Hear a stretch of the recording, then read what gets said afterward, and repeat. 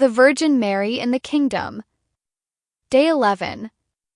The Virgin Mary's first years of life on earth. She forms the most splendid dawn that hastens the longed-for day of grace in the hearts of men. The soul to the little infant queen.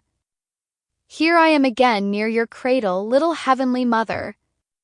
My little heart is charmed by your beauty. I cannot remove my gaze from a beauty so rare. How sweet your gaze is! The motion of your little hands calls me to hug you and cleave to your heart which is engulfed in love. Little Holy Mother, consume my human will with your flames so that I may live together with you in the divine will and make you happy. Lesson of the Queen of Heaven. My child, if you knew how my maternal little heart rejoices in seeing you close to my cradle to listen closely to what I, your tender mother, wish to tell you. Indeed, I feel comforted as your queen and mother. For in having you near me, unlike a sterile mother or a queen bereft of her children, I am comforted as a fruitful mother who is with her dear child who loves me so much and who wants me to be her mother and queen. So, you are the bearer of joy to your mother. What is more, you have come onto my lap so that I may teach you how to live in the kingdom of the divine will. To have a child who wants to live with me in this kingdom, that is so holy, is the greatest glory, honor, and festivity for me, your mother. So be attentive to what I say, my dear child, and I will continue to narrate to you the prodigies of my birth. My cradle was surrounded by angels who vied in singing lullabies to me, their sovereign queen. And since I was endowed with reason and knowledge, which had been infused in me by my Creator, I fulfilled my first obligation of adoring the most holy and adorable Trinity with my intelligence and with my stammering childish voice. And my love for such a holy majesty was so ardent and great that, languishing, I felt overwhelmed with the desire of being in the arms of the divinity. I desired to receive the embraces of the three divine persons and exchange them with my own embraces. And since my desires were commands for the angels, they picked me up, carried me on their wings and placed me into the loving arms of my heavenly Father. Oh, with how much love the divine persons awaited me. I was coming from the land of exile, and the brief pauses of separation between us were the cause of new fiery surgings of love. They were new gifts the divine persons had prepared for me.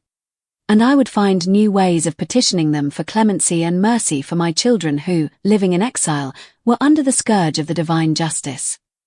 Fusing myself entirely in God's divine love, I said to them, Adorable Trinity, I am overjoyed, I am endowed with queenship.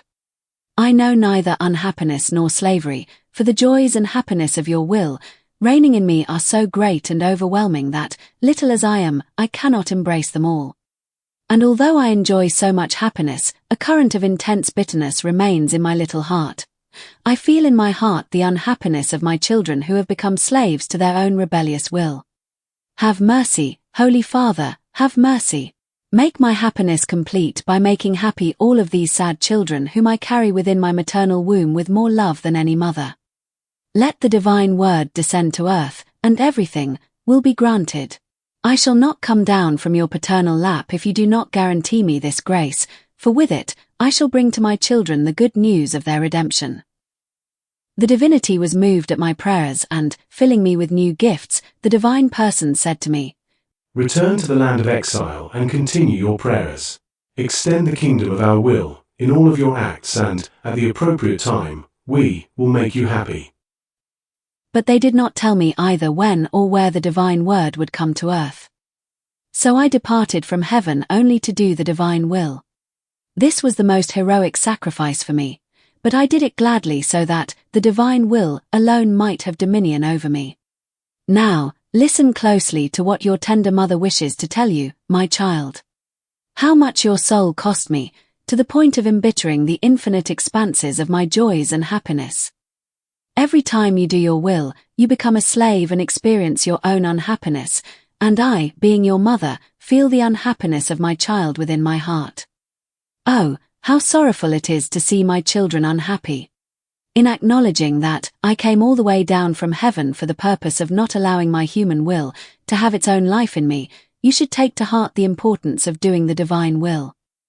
Now, my child, continue to listen closely to what your tender mother wishes to tell you. In each one of your acts, may your first obligation be this: to adore your Creator, to know Him and to love Him. This places you in the order of creation, whereby you come to recognize the one who created you. Such is the holiest obligation of every soul, to acknowledge where it came from.